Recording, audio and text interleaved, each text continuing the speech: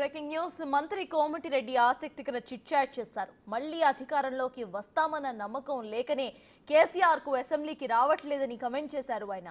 Budget సమావేశాల నాటికి కొత్త కేబినెట్ రెడీ అవుతుంది అన్న మంత్రి కేబినెట్ విస్తరణలో ఎవరికి పదవులు వస్తాయో కాంగ్రెస్ లో ఎవరూ చెప్పలేరని, అధిష్టానం సీఎందే తుది నిర్ణయమని కుండ బద్దలు కొట్టారు.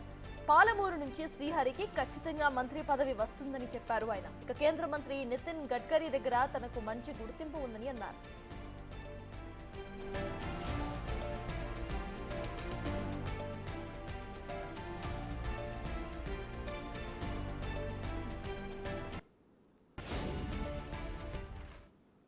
ఇక మంత్రి కోమటిరెడ్డి చేసిన ఈ కమెంట్స్ కు సంబంధించిన అప్డేట్స్ ను మా ప్రతినిధి హేమ అందిస్తారు. హేమ, చెప్పండి, ఇటు మళ్ళీ అధికారంలోకి వస్తామన్న నమ్మకం లేదు కాబట్టి కేసీఆర్ ఇటు అసెంబ్లీకి హాజరు కావడం లేదు అంటూ కూడా కోమటిరెడ్డి కమెంట్ చేశారు. ఈ కమెంట్ కి మళ్ళీ ఇటు బీఆర్ఎస్ నుండి కౌంటర్ అటాక్ వచ్చే అవకాశం ఉందనుకోవచ్చా? అసలు అప్డేట్స్ ఏంటి?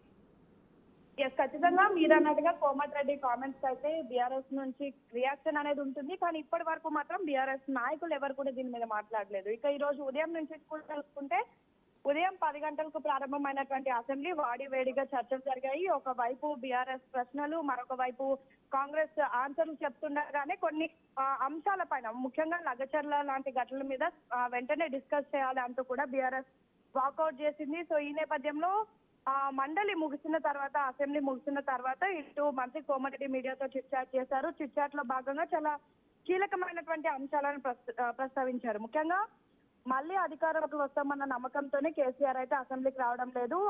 5గురు ఉన్నప్పుడు బట్టి విక్రమార్క, అంటే ప్రస్తుతం డిప్యూటీ సీఎం గా ఉన్నటువంటి బట్టి విక్రమార్క అప్పట్లో బీఆర్ఎస్ హయాంలో కేవలం 5 మంది ఎమ్మెల్యేలు ఉంటే కూడా అసెంబ్లీకి వచ్చారు. 30 మంది ఎమ్మెల్యేలు ఉన్నా కూడా ప్రస్తుతం కేసీఆర్ ఎందుకు అసెంబ్లీకి వస్తలేరు, కొడుకు అల్లుడు బిడ్డలను మేము పట్టించుకోము, కేసీఆర్ వస్తేనే మేము పట్టించుకుంటాము అంటూ కూడా చెప్పడం జరిగింది. అదేవిధంగా జమ్లీకి సంబంధించినటువంటి డ్రాఫ్ట్ రెడీ అయింది. మా సీఎం మంత్రులు పబ్లిక్ కి అందుబాటులో ఉంటున్నారు ఎప్పటికప్పుడు.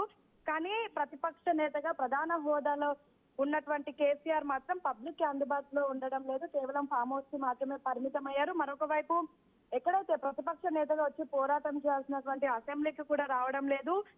మరొక వైపు ప్రస్తుతం ఈ బడ్జెట్ సమావేశాలు ఏదైతే ఉందో, బడ్జెట్ సమావేశాలు నెక్స్ట్ ప్రారంభమయ్యే వరకు కూడా కొత్త కౌన్సిల్ ని కూడా రెడీ చేస్తామంటూ కూడా చెప్పడం జరిగింది. అయితే ముఖ్యంగా ఇప్పుడు కాంగ్రెస్ లో మంత్రివర్గ విస్తరణ ఎవరికి పదవులు దక్కుతాయి అనేది చాలా ఆసక్తిగా నెలకొంది. ఇలాంటి సమయంలో మంత్రి కోమటిరెడ్డి చేసినటువంటి కామెంట్స్ కూడా చాలా కీలకంగా మారాయి. ముఖ్యంగా పాలమూరు నుంచి శ్రీహరికి ఖచ్చితంగా మంత్రి పదవి ఇవ్వగలము అంటూ కూడా చెప్పడం జరిగింది. మరొక వైపు ఇందిరాగాంధీని ఎన్టీఆర్ నే ఓడించారు, నేనెంత అంటూ కూడా చాలా సంచలనమైనటువంటి కామెంట్స్ చేశారు. మొత్తానికైతే ప్రస్తుతం ఇటు కేసీఆర్ మాత్రం అసెంబ్లీకి రావడం లేదు. కేవలం తను నెక్స్ట్ టైం ఓడిపోతాను అని తెలిసి అతను రావడం లేదంటూ కూడా చాలా ఘాటైనటువంటి విమర్శలు కోమటిరెడ్డి చేసినటువంటి పరిస్థితి.